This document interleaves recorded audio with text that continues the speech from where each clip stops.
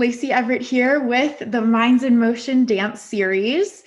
Make sure to subscribe to the Minds in Motion YouTube channel so I can make more of these videos that impact you. And if they do impact you, please send it to others. I truly care about your success. So I would love to hear your comments and thoughts. Today's guest is Alexis, who is formerly known in the dance world as Alexis Gilbert. And she is now going to be known as Alexis Rowland due to her recent beautiful marriage. Alexis is a famous dancer, conquering the dance world and the dance teaching world. She is going to give us her dance teaching methods for the new transition with the pandemic, and her dance technique tips. And if we know Alexis, we know that her technique is like outstanding. She is also going to give us nutrition tips for dancers. She's also going to share how to keep our bodies healthy and strong to be able to work long hours, and self-care during pandemic.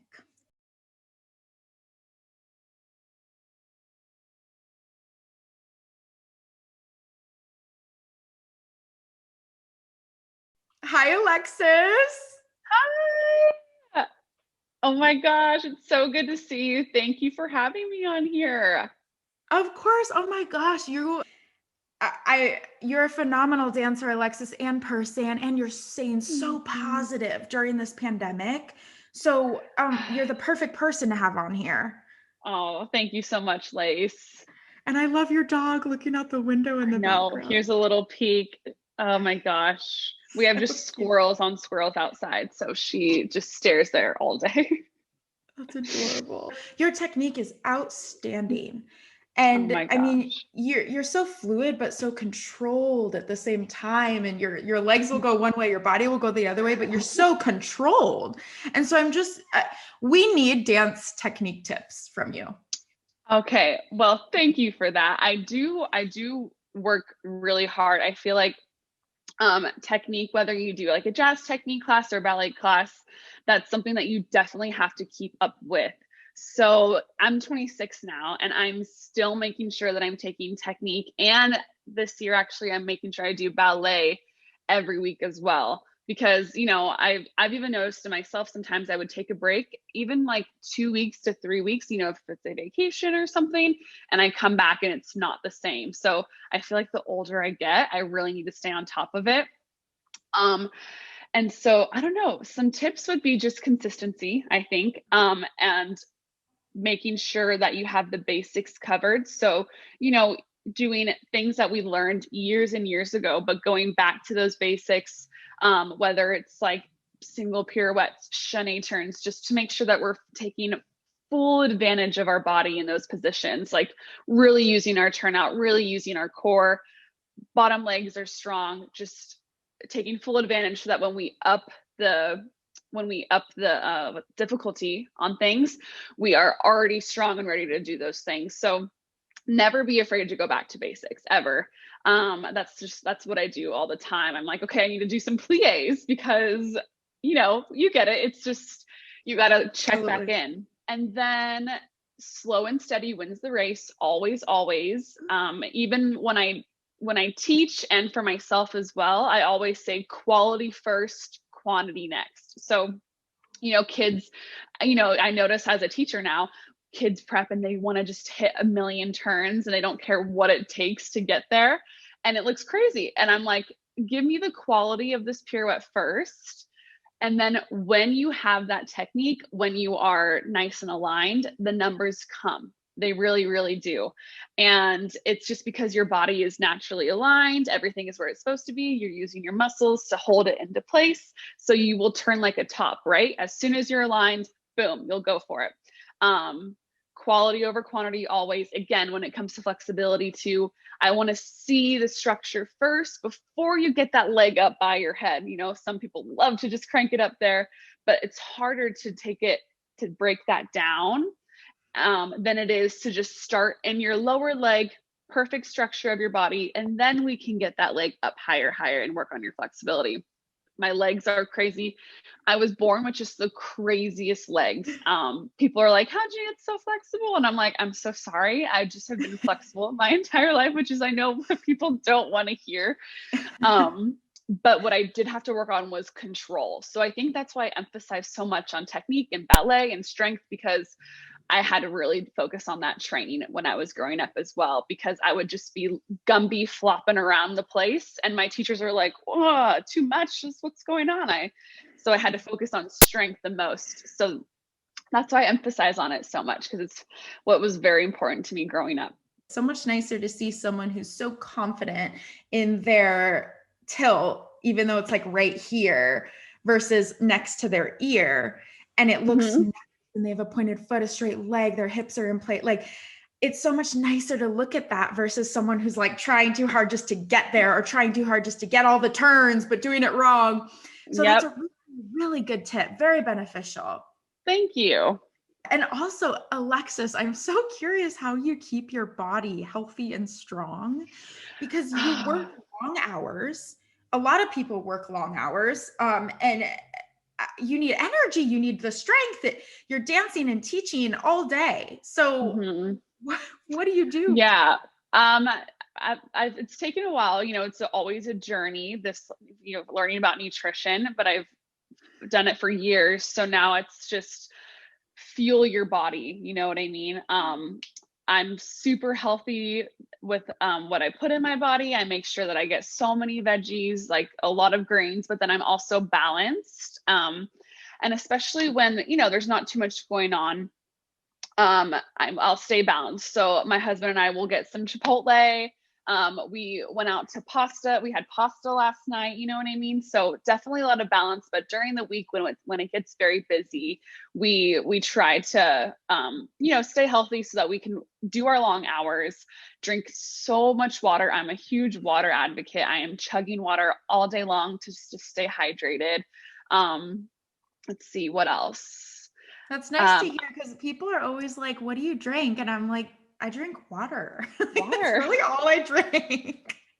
Yeah. Water on water. Totally. I feel like a lot of dancers just think that they have to feel their body to look a certain way. When honestly, just feel your body so that you can perform a certain way. Yeah. And I like to think of my body as like a Ferrari. And so I want to fill it up with the best gas so it can run the best. Someone told that, I won't take credit for that. Someone told me that when I was like starting my, fitness nutrition journey. They were like, you're a Ferrari. You're not like a normal, car. Not that there's anything wrong with cars. This is a no car conversation, but you got to fill it up with the best fuel so that you can perform at your best level. I'm like, okay, that makes sense. I like that. I like that too. You're a Ferrari. Yes, Lex. Ferrari. I know. Or a Tesla, whatever you want to be. Yeah, whatever floats your boat. Exactly. Food is our fuel. Food is our fuel. So yes. Food. Cheers to food. We love food. So we did a transition with dance to Zoom and dancing with masks on and such. And so can you give us your dance teaching methods and how you go about that? Yeah. So, I was kind of doing a little bit of Zoom before the pandemic hit. I would assist Zoom stuff all the time, with my boss, Krista Miller, who I'm sure you know Krista, but I'm not sure if your listeners know Krista. Love Krista.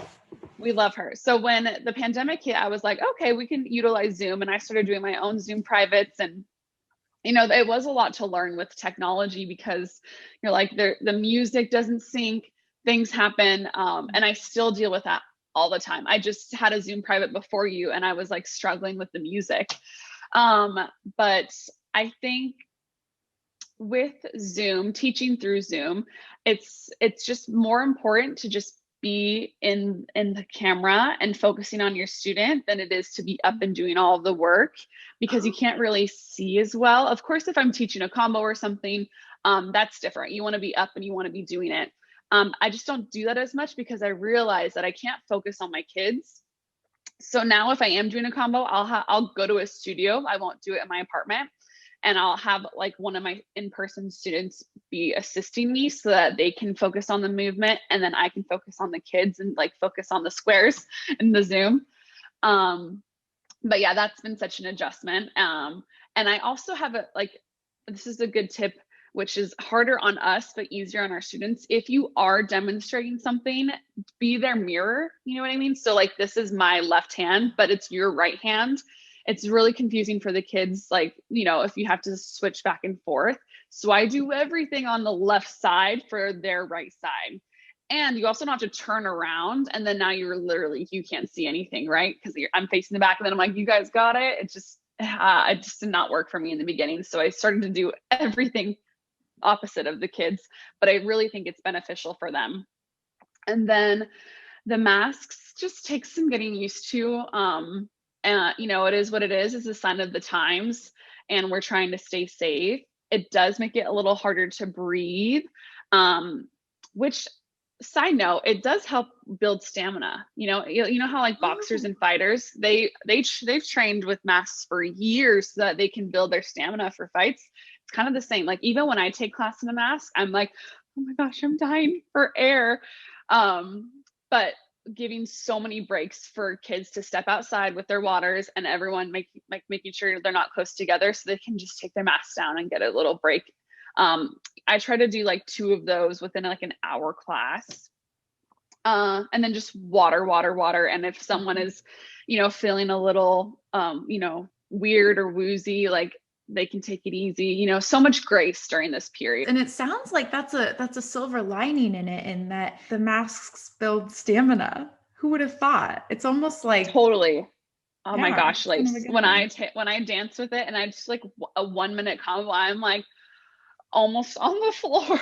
It is so hard, but I guess it is a little silver lining, right? I also wanted to ask, speaking of the pandemic, self-care during pandemic. I mean, what do you Yes. do? Because it's hard.